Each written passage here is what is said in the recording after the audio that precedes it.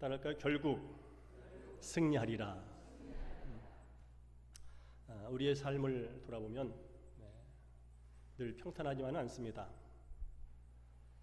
어떤 때는 잘 상승하는, 올라가는 데가 있는가 하면 또 내려가는 시기를 경험하기도 하고요. 또 앞으로 아주 심차게 전진하는가 하면 또 침체도 겪으면서 사실 그것을 늘 반복하며 가는 것이 우리 인생이기도 합니다. 교회 역사도 마찬가지입니다.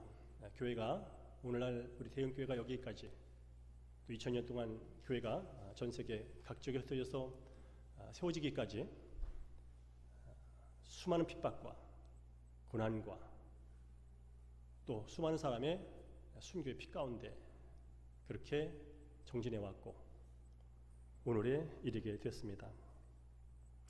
특별히 사도행전 12장은 이제 그야말로 핍박 중에 순교의 핍박, 그리고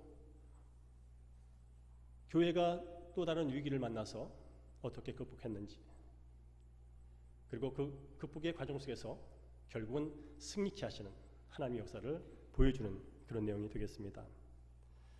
오늘 말씀을 들으시면서 교회가 업다운도 할 수 있고 또 멈추는 듯 침체기도 맞으시지만 교회의 주인은 예수님 때문에 결국 그분께서 승리케 하신다는 사실을 말씀 중에 확인하시고, 떠나서 개인적으로도 개인 신앙생활도 마찬가지입니다. 우리가 신앙이 말씀에 기반하여 성령에 충만하여 완전히 아주 가슴 벅차게 그렇게 나갈 때도 있지만 또 살면서 환난을 만나고 어려움을 만나고 장애를 만날 때 우리의 신앙마저 침체기를 맞는 그런 경우가 있습니다. 그렇지만 끝까지 우리와 함께 하시고 끝까지 우리를 버리지 않으시고 끝까지 우리 붙드시는 하나님께 우리의 믿음을 줄 수만 있다면 결국은 승리의 자리에서 하나님의 영광을 높이는 삶이 될 줄로 믿습니다.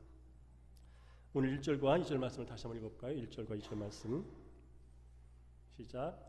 그때에 헤롯 왕이 손을 들어 교회 중에서 몇 사람을 해하려 하여 요한의 형제 야고보를 칼로 죽이니. 그때 그래서 성경을 읽을 때는 그 접속자도 중요하고요, 단어 하나하나가 다 중요합니다. 그때가 어느 때야라면 잘 될 때입니다. 예루살렘 교회에 갇혀있던 그 복음이 이제 베네기를 건너서 수리아 안디옥까지, 그래서 유대인뿐 아니라 이방인들이 함께 모여서 예배드리고 또 복음이 확산되는 그렇게 잘 될 때, 그래서 이렇게 가다가는 정말 전 세계가 다 예수 믿게 됐구나 그렇게 환호할 때, 그때 어떤 일이 벌어지면 이 복음의 확산을 막아버리려는 한 인물이 등장을 합니다. 그게 바로 헤롯 왕이죠.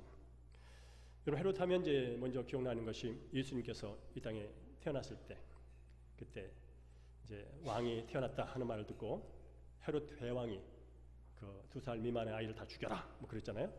그 헤롯이 아니고 그 헤롯 대왕의 손잡벌 됩니다. 손잡벌. 헤롯 아그리빠 왕이라는 그런 사람입니다. 근데 이 헤롯 아그리빠는 그 자기가 그 분봉왕으로서 왕의 위치에서 통치하지만 유대인이라든지 사실은 그 왕으로서의 명분이라든지 그런 게 되게 약한 사람이었습니다. 그래서 어떻게든 유대인들로부터 환심을 사고 싶고 인기를 얻고 싶은, 그래서 자신의 정권을 유지하고 싶은 그런 처지였던 사람이라, 마침 유대인들을 살펴보니까 유대교인들이 특별히 누굴 싫어하냐면 그리스도인을 싫어하더라고요. 그리스도인을 싫어해요. 그래서 유대인들이 싫어하는 그리스도인을 잡아 힘들게 하고 또 죽이고, 그러면 그들이 나를 더 좋아하겠구나, 그런 마음을 갖게 돼서 이제 첫 번째로 누구를 살해하냐면 사도 중에 한 사람, 요한의 형제인 사도 야고보를 처형합니다. 한마디로 헤롯이 집어든 그 칼은 교회의 수뇌부, 12명의 사도가 중심 아니겠습니까? 수뇌부를 향한 거죠. 그래서 어디든지 여러분 모든 조직들이 공동체에 있어서 그 말단을 휘집는 것도 중요하지만 그 공동체나 조직의 그 핵심 리더들을 흔들어 놓으면 됩니다. 핵심 리더들이 서로 경쟁하게 만들고 핵심 리더를 서로 싸우게 만들고 그러면 그 공동체는 그냥 시간 문제, 내부에서 스스로 자멸하게 되죠. 그런 면에서 지금도 사탄은 교회를 지금도 2020년 지금도 마찬가지입니다. 교회의 중심 리더들을 흔들려고 늘 찾아옵니다.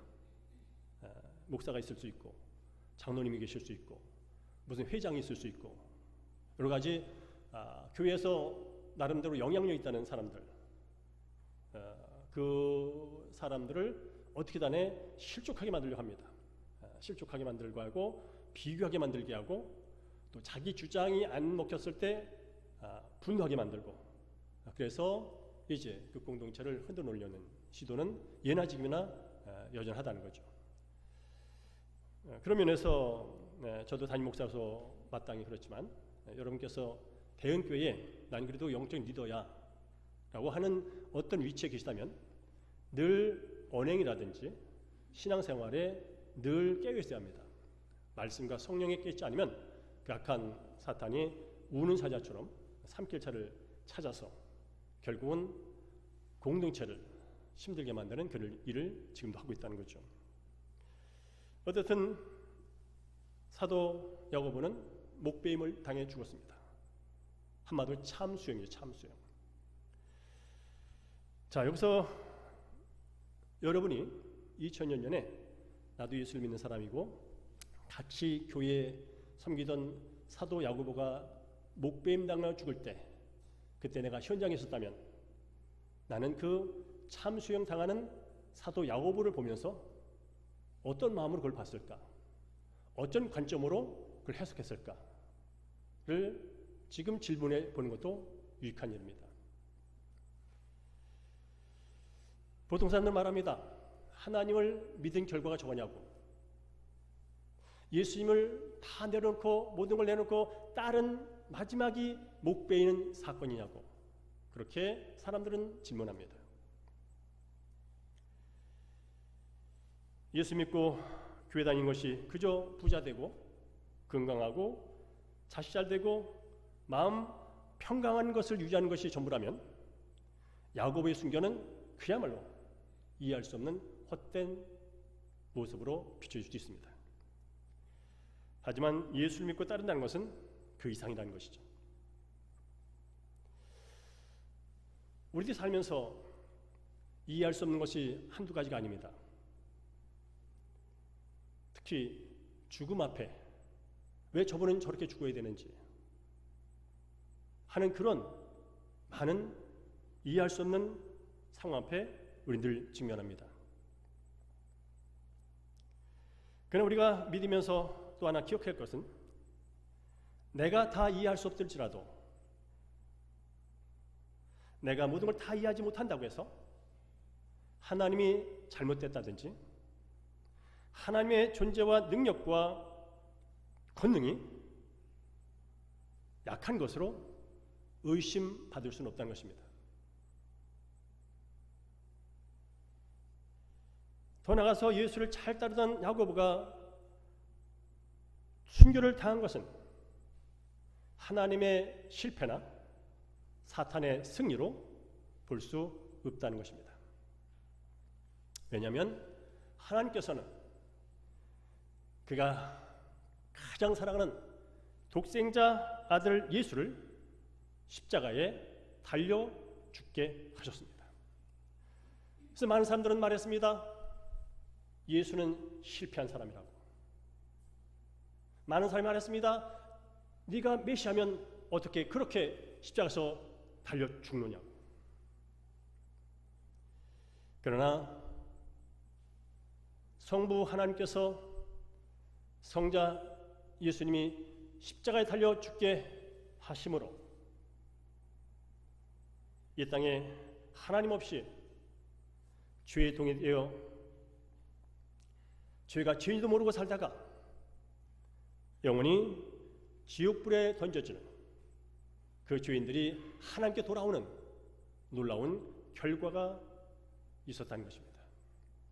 그런 면에서 결코 십자가의 죽음이나 야곱의 순교는 실패도 아니고 하나님의 능력 없음도 아닙니다. 여러분이 교회사를 조금 관심 있어 읽어본다면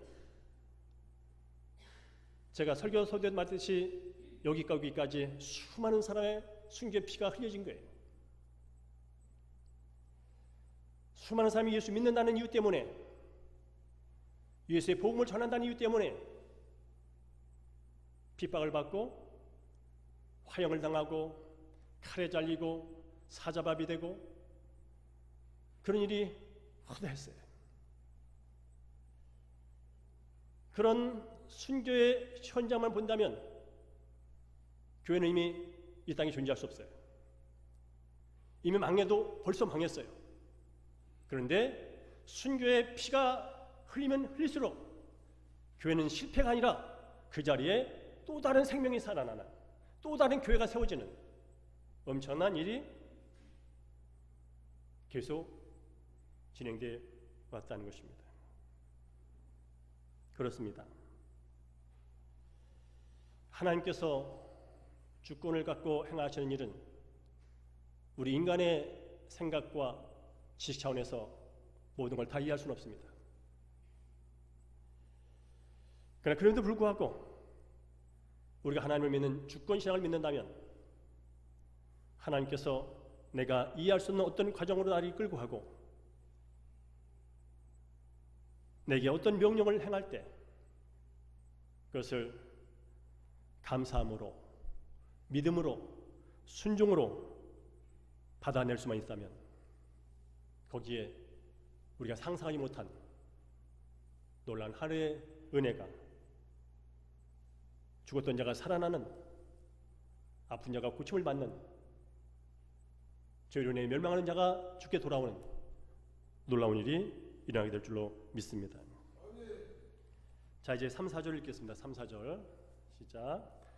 유대인들이 이 일을 기뻐하는 것을 보고 베드로도 잡으러 할세 무교절 기간이라 잡음에 오히게 가두어 군인 리시긴 내패에 맡겨 지키고 6월절 후에 끌어내고자 하더라. 아멘. 유대인들이 이 일을 기뻐하는 걸 보고 유대인들이 헤롯 왕이 사도 야고보를 죽인 것을 기뻐했대요. 헤롯이 이걸 봤어요. 야고보를 죽이니까 유대인들이 좋아하는구나. 그러면서 나한테 잘했다고 그러는구나. 내 인기가 올라가고 있네. 그러면서 스스로 신이 났는지 고무가 됐는지 그의 칼이 누구한테 향하면 베드로한테 향합니다. 베드로는 예수님의 수제자, 예루살렘 교회의 핵심 리더 중에 리더. 그를 붙잡습니다. 그리고 이제 참승에 처하려고 하는데 절기가 꼈어요. 유대인들은 절기 중에는 이런 처음 같은 걸 하지 않습니다. 그래서 그 6월절이 끝난 다음에 이제 베드로를 처형하려고 감옥에 가둔 상태. 베드로는 이제 꼼짝달 수 없죠. 4명씩 4팀이 번갈아서 자기를 감시하고 결박한 상태. 도망갈 수 없는 상태. 여러분, 우리가 살다 보면 어려움 만나면 여러분 어떤 생각을 하세요? 어려운 일을 만났어요. 정말로 진퇴양난이야. 그때 여러분 뭘 순간적으로 생각하시죠? 어떻게 해결할까? 그러면 생각하는 게 뭐냐면 어디 이 문제 해결할 사람 없을까?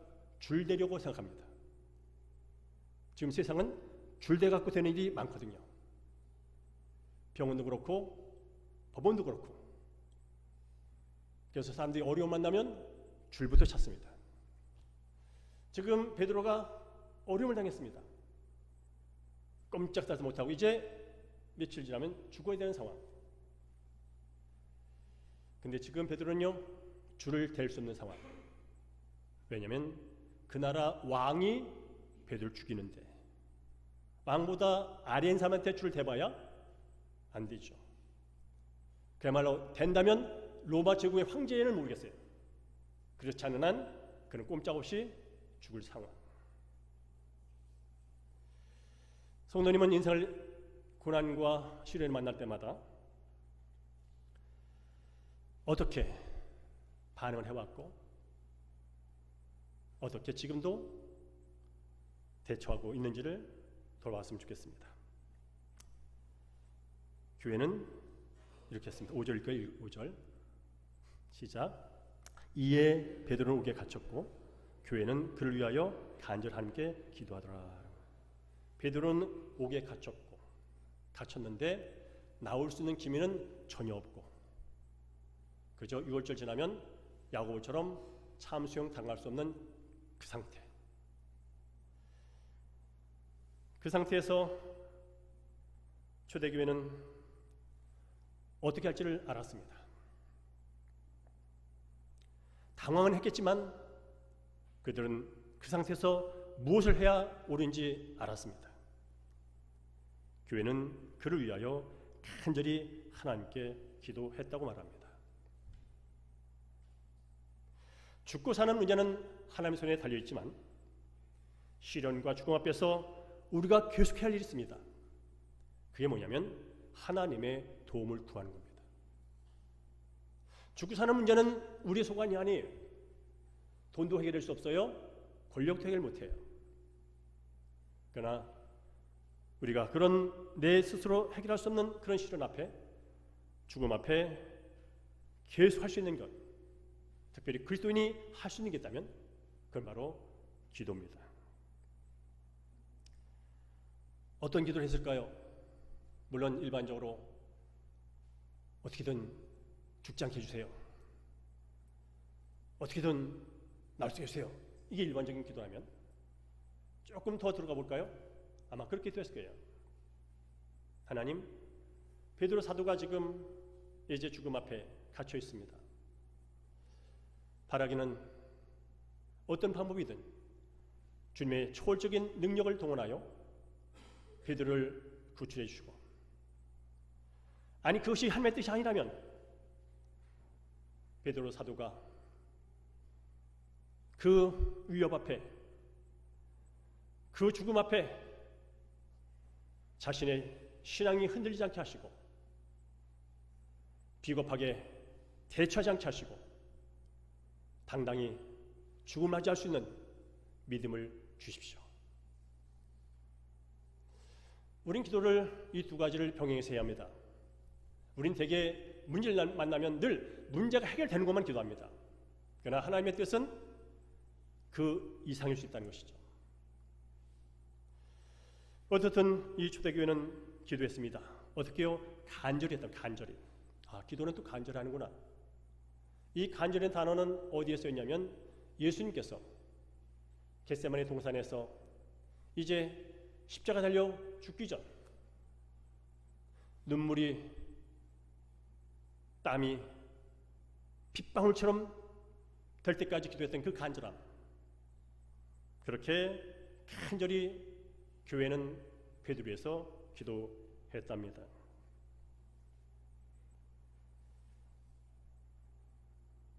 우리는 여기서 기도가 뭐냐면 하나님께서 그분의 주권을 가지고 행하시는 그 일에 우리가 동참하는 것이 기도입니다. 물론 우리는 기도는 내 욕망과 내 필요가 주님께 아뢰어서 응답받는 것 기도지만 진짜 기도는 하나님의 뜻이 이 땅에서 이루어지는 일에 동참하는 기도가 참 기도입니다.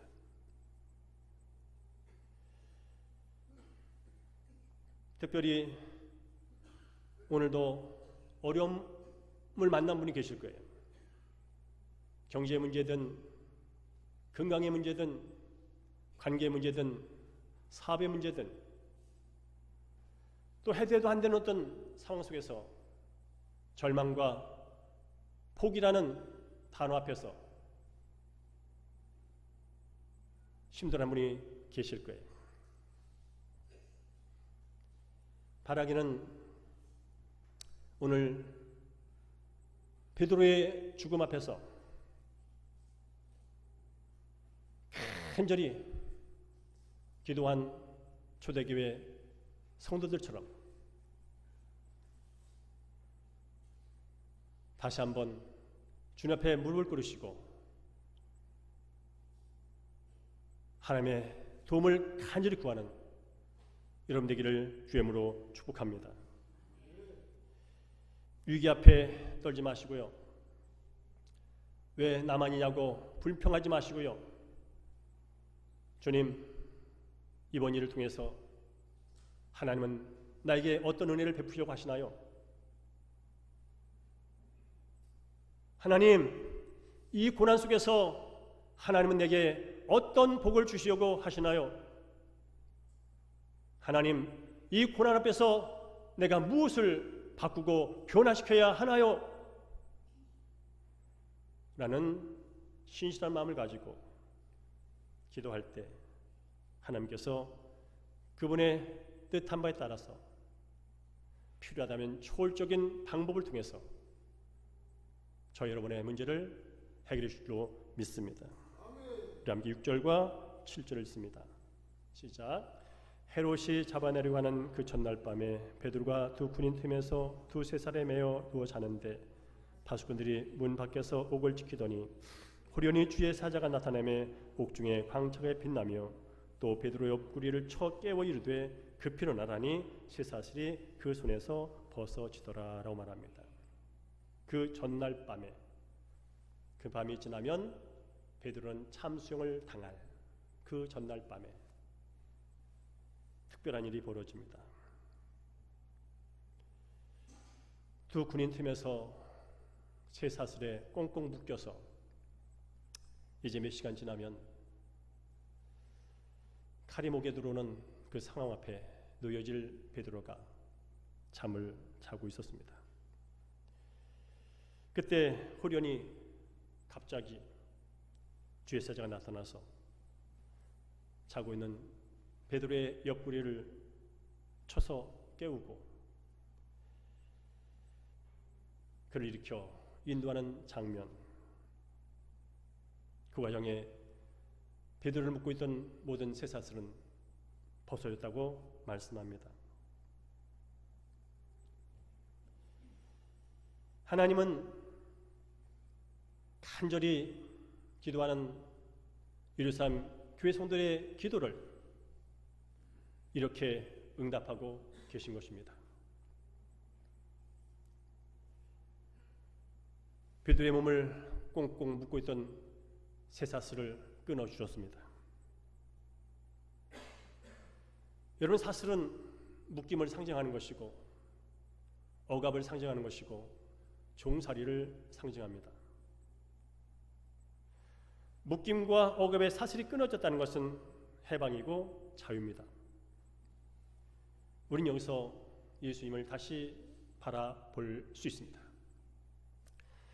예수님께서 이 땅에 왜 오셨냐면 죄와 죽음과 사탄의 권세에 사슬에 꽁꽁 묶여 한날 한날 경쟁 구조 속에서 조금 더 가지면 나아질까? 조금 인정받으면 더 나아질까? 애쓰고 수고하다가 마음의 상처를 주고받고 결국 인생 말년에 인생이 별거냐? 살아보니 별거 없어. 헛되고 헛되니 헛된 게 인생이야. 그러고 마감할 인생들을 구원하기 위하여 오셨고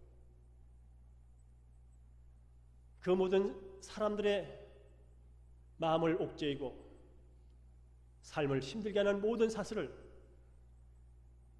끊어버리시려고 스스로 십자가 사슬에 묶이셨고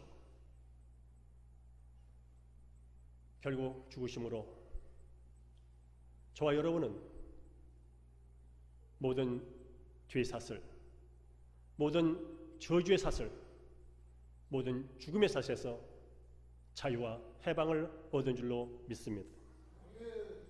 우리 모두는 허물과 죄로 죽었던 사람이라고 에베소서 말합니다. 우리 이미 죽었던 사람입니다. 살았지만 죽은 사람들입니다. 그러나 이 죽은 사람들이 나를 대신하여 십자가에 달려오신 예수와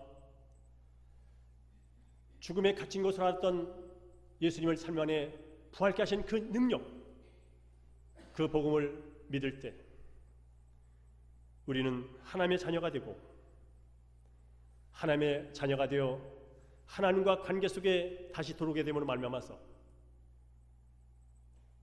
내가 애쓰고 수고하는 차원에서의 삶을 넘어 우리로부터 값없이 거저 주어지는 은혜의 삶을 살게 됐다면 오늘 예배는 바로 그 은혜 때문에 감사하며 또 다른 은혜를 사모하며 드리는 예배가 되어야 할 줄로 믿습니다.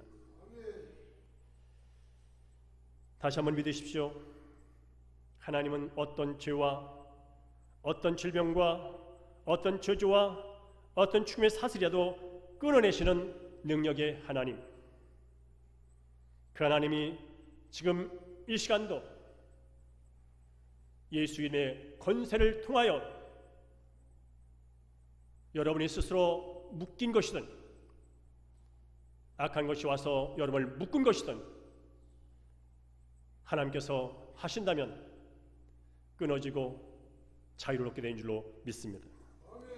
중요한 것은 내 사슬을 그분께 내어드리는 것입니다. 내 상황을 그분께 맡기는 것입니다.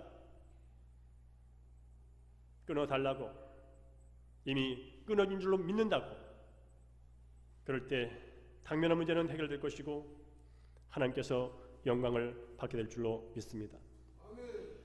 11절 읽습니다. 11절 시작. 이에 베드로가 정신이 들어 이르되 내가 이제야 참으로 주께서 그의 천사를 보내어 나를 헤롯의 손과 유대 백성의 모든 길에서 벗어나게 하신 줄을 알겠노라 라고 한 거죠. 무슨 얘기냐면 꿈 같은 거예요. 착고에 처 있는데 풀리는 과정을 거치게 되고 경비병들이 서 있는데 내가 걸어가는데도 저지를 하지 않고 이게 꿈이야 생시야 그렇게 가고 있는 상황에서 이제 감옥문을 지나서 시내로 연결되는 철문 세문에 도착했을 때 그때서야 정신이 번쩍 들었다는 거예요. 꿈이 아니구나, 진짜구나, 실제구나. 하나님께서 주의 천사를 통해서 세살에 묶였던 나를, 그래 철통같이 감시받던 나를 이렇게 끌어내 주셨구나 하는 걸 깨달았다는 거예요. 그리고 그는 어디로 갑니까? 자신을 위해서 기도하는 마가 요한의 어머니 마리아 집으로 갑니다. 갔더니 뭐합니까? 제가 읽습니다. 10절에 기록되어 있습니다. 깨닫고 마가라는 요한의 어머니 마리아의 집에 가니 여러 사람이 거기에 모여 기도하고 있더라라고 말합니다. 여전히 기도, 여전히 기도. 기도는 시작이 어느 순간 시작을 하게 되고요. 그리고 어느 순간 마치게 되는데 그 마치게 되는 것은 응답이 됐을 때 마치게 됩니다. 지금 베드로가 그 집에 도착할 때까지 그 성도들은 그치지 않고 하나님께 간절히 기도를 이어갔습니다. 사랑하는 대형교회 성도 여러분, 저는 여기서 우리 사랑 성도님의 개인적인 신앙과 교회를 위한 두 가지 교대에 대한 말씀을 나누기 원합니다. 첫째로 개인적인 신앙에 있어서 여러분 영적으로 성숙하기를 원하실 겁니다. 영적으로 하나님 말씀도 잘 이해되고 성령의 다스림 가운데서 나도 다른 사람들처럼 그 마음속에 말할 수 없는 기쁨과 평강 속에 살고 싶은 어떤 마음이 있을 겁니다. 그렇다면 여러분, 끝까지 기도를 놓지 마십시오. 몸이 그렇다고, 사업이 좀 안 된다고, 누가 좀 어떻다고, 그런 상황 때문에 하나님과의 관계, 소통을 멈추지 마십시오. 끝까지 가십시오. 또한 교회 차원에서 말씀드린다면, 여러분, 교회가 부흥하기를 원하시잖아요. 정말 이 지역사회 사람들 중에 많은 사람이 주께 다시 돌아오기를 원하시잖아요. 그런 마음을 갖고 금요일에 왔는데 기도한 사람이 5명밖에 없잖아요. 그런 마음을 갖고 새벽기도 나왔는데 기도한 사람이 3명밖에 없잖아요. 그래서 다음 주부터 안 나오잖아요. 여러분, 그러지 마세요.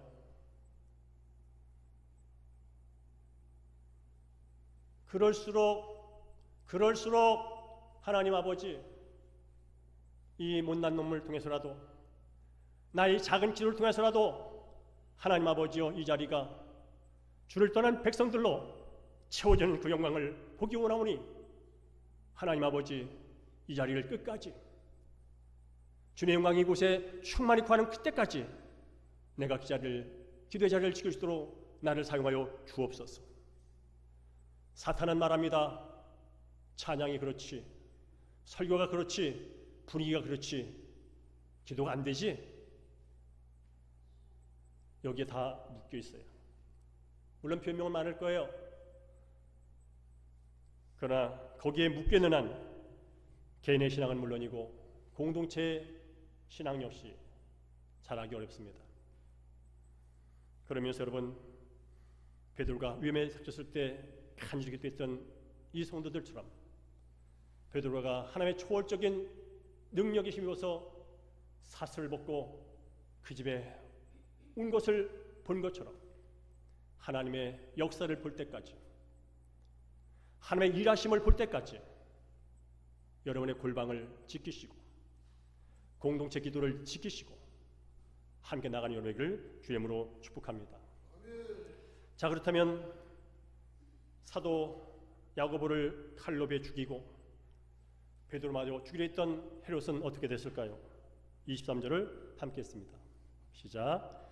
헤롯이 영광을 하나님께로 돌리지 아니하므로 주의 사자가 곧 친히 벌레에 먹혀 죽으니라 라고 말합니다.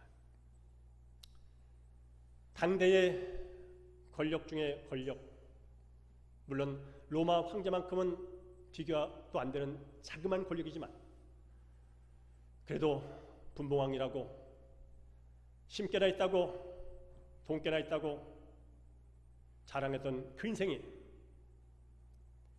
벌레에 먹혀 죽었습니다.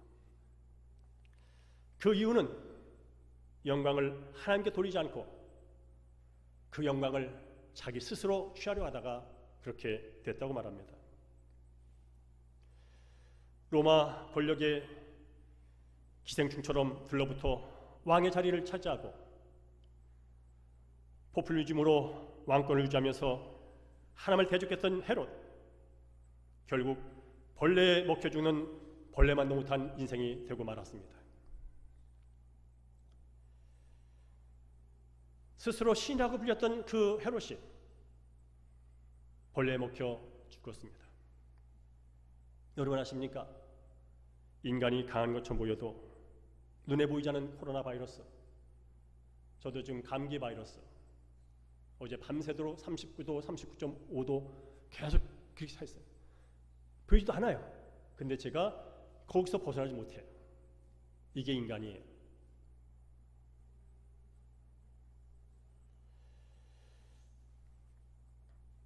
혹시나 여러분이 좀 어떤 가진 것 때문에 으쌰으쌰 인정받고 싶고, 혹시 남보다 나은 것 때문에 분명히 내가 다른 사람은 난데 인정받지 못하는 것 때문에 기분 나빠하신다면, 기분 나쁠 게 아니라 하나님 앞에서 겸손하게 하나님이 주신 거라면 감사하시고요, 나보다 많은 것이라면 없는 사람 나눠주시고요. 그래서 하나님 앞에 갔을 때 칭찬받는 여러분 되기를 주님으로 축복합니다. 이제 한 절하고 마치겠습니다. 24절 시작.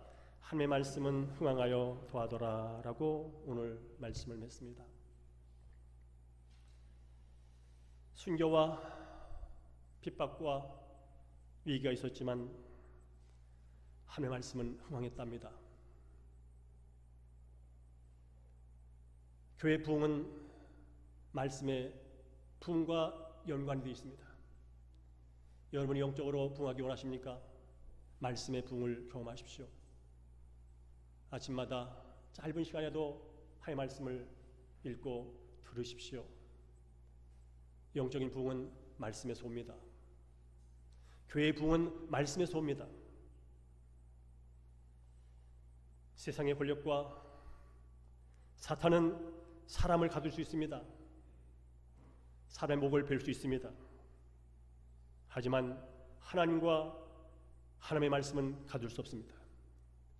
그래서 2000년이 지난 지금도 교회는 왕성한 것이고 대형교회는 존재하는 것이고 앞으로도 주무실 때까지 주님의 교회는 흥황하게 될 줄로 믿습니다. 하나님은 결국 승리케 하시는 하나님인 줄로 믿습니다. 예수님의 십자가 죽음은 우리의 승리를 위한 것입니다. 영적인 승리, 이 땅에서의 곤고한 삶에서의 승리. 수고하고 무거운 짐진 자들아 다 내게로 오라. 내가 너희를 편히 쉬겠다고 하는 쉽게 해준다는 말씀. 그를 위하여 그분께서 십자가에 달려 죽었다면 우리는 그분의 십자가를 믿을 때, 부활의 권능을 의지할 때, 그때 비로소 진정한 승리를 맛보게 될 것이고 그 승리의 기쁨을 삶 가운데 드러낼 때 현재 당면한 문제 때문에 힘들어하는 그 누군가가 다시 힘을 얻고 용기를 얻고 주님께 나와 그 역시 영원히 승리하는 하나님의 자녀로서의 복을 받게 될 줄로 믿습니다.